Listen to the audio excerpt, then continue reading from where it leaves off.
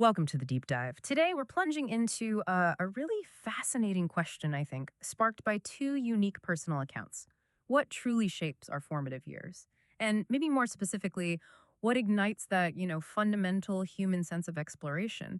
We're pulling from two incredibly personal journeys for this deep dive. One comes from the American Southwest, the other from the bustling city of Guangzhou in China. Now, you might think these experiences couldn't be more different, and in many ways, they aren't. But that's precisely our mission here, to explore how vastly distinct environments, I mean, everything from these sort of untamed urban pockets to the huge digital frontier, how they can both spark curiosity or a real sense of adventure and foster this lifelong relationship with discovery. We'll see what hidden threads might connect these seemingly disparate experiences and, what they tell us about our innate human need for new frontiers, really. So let's start with that first account. Picture this. A childhood spent not in some grand national park, but carving out adventures in what the person calls little wildernesses, right inside a city in northwestern New Mexico. What struck you most about that? This idea of finding wildness in unexpected corners. It's really compelling, isn't it? They talk about these untended wild spots, overgrown orchards, even vast open fields that just seem to stretch on forever without a building, and those dense arbors in city parks, perfect for hiding out. It just highlights that wilderness isn't always, monumental. It can be incredibly personal, really local. And they paint such a vivid picture of those daily adventures, after school, gathering at vacant lots near their houses, building these bike jumps that they admit were destined to break at least a few bones, though somehow. Chuckles lightly. Somehow they never did. Right. Sounds like a standard childhood rite of passage. But for those few hours each day, the city itself just seemed to, well, melt away. It let them pretend they could take their bikes absolutely anywhere in the world. You can almost feel that sense of freedom, the imaginative play. Exactly. And a key thing here, I think, is the progression as they got older. They started venturing further out, beyond the neighborhood, eventually making their way to the Pinyon Juniper Woodland, those distinctive high desert forests around their hometown. Mm. And there they had encounters with coyotes, deer, and these mysterious noises in the bushes, Yeah. which, okay, they wisely suspect were probably just deer mice scurrying about. Laugh softly. But it was enough, wasn't it? Enough to stir an overactive childhood imagination, as they put it.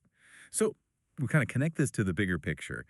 These experiences, while maybe not wild wilderness in the capital W sense, they were absolutely wild enough. They sparked real curiosity, made this person want to see more wild places, and definitely instilled a sense of adventure. And stewardship, too. The source even specifically points out that it was right there in those pygmy forests of the Four Corners region that this lifelong relationship with wilderness was born. It really brings Wallace Stegner to mind, doesn't it? His wilderness letter. It still feels so relevant today. He warns us about this headlong drive into our technological termite life, this brave new world of a completely man controlled environment if we don't hang on to wilderness. It's almost prophetic. It certainly feels that way. I mean, sure, you could argue his perspective was rooted in a pre-digital world, maybe. But what Stegner's argument really gets at, beyond just pretty views or places to hike, is this deep, enduring human need for contrast, for something other. He goes on to say we need wilderness because it was the challenge against which our character as a people was formed. And just the reminder, the reassurance that it is still there, is good for our spiritual health, even if we hardly ever go. He thought it brings incomparable sanity to our, well, often insane lives. And it's important simply as an idea. It really makes you think, what does that tell us about our inherent needs? Something beyond the fully controlled environment. And it makes you wonder, doesn't it? If that deep human need is pretty universal, what did your own little wildernesses look like growing up? Whether you were in a big city or out in the country. Maybe take a second to think about that. Okay, so from those untamed pockets of the American Southwest, our deep dive now shifts pretty dramatically. We're leaping across the globe to Guangzhou, China, exploring a completely different landscape of youthful exploration. This account describes growing up right on the edge of the city, and there was this really clear demarcation line, they say, between the city, buildings, roads, overpasses, and the countryside, which was just endless fields and villages. How did that kind of distinct environment shape their early sense of discovery? Well, it's a really interesting contrast to the New Mexico story, isn't it? Yeah. Their early exploration was more around the residential neighborhoods, looking at the city structures. But there was this early, very keen awareness of boundaries, places that felt very different and very strange, just beyond their usual spots. So the exploration wasn't just about finding hidden corners, maybe, but more about navigating and understanding these really clear spatial divisions. Right. And then around the turn of the millennium, things shifted. You get the arrival of computers, the internet, this treasure chest of new gadgets, as they call it, started taking up more and more of their curiosity. Precisely. And the source describes it so vividly, these cyber cafes where boys would gather to play online games. They were entering a virtual world of infinite possibilities. Sometimes they were adventurers, sometimes commanders, sometimes soldiers. And the account really emphasizes how that, well, not so large and rather modest internet cafe allowed the boys to fulfill an experience that would have been unattainable in the real world. It kind of echoes those early ideas about cyberspace, doesn't it? This boundless frontier for identity and exploration. A whole new world to discover, just different. Yeah, exactly. And the internet wasn't just games either.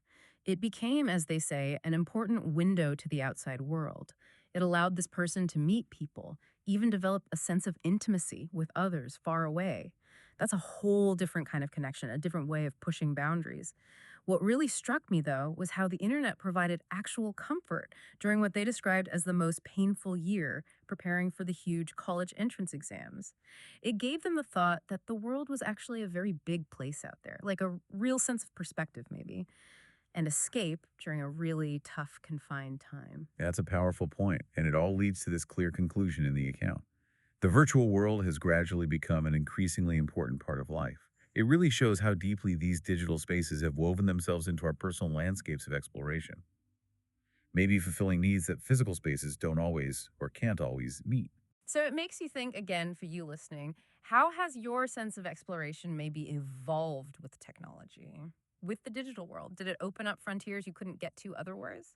Okay, let's try and unpack this a bit then. We've got one story where these little wildernesses in a city spark this lifelong connection to the wild.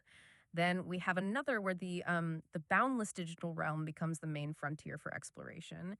How do these seemingly totally different experiences, one so physical, the other virtual, how do they actually connect? What sort of underlying human needs might they both be tapping into? It's fascinating because despite the obvious differences, you see common threads, right? Both experiences clearly fostered immense curiosity.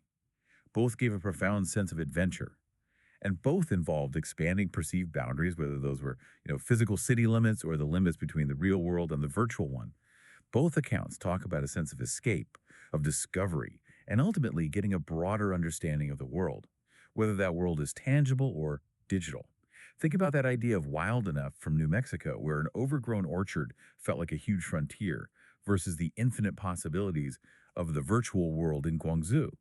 It pushes us to ask, how do these different kinds of freedom, different kinds of exploration actually fulfill similar, maybe innate human desires for novelty, for challenge, maybe connection? Is it the feeling, perhaps? The Yeah. feeling of potential? That could be a big part of it. Is it that feeling of boundless potential that matters more than the specific medium itself? It's a good question. And it is a striking contrast. In New Mexico, the city seemed to melt away, right? Allowing this imaginative travel anywhere on a bike.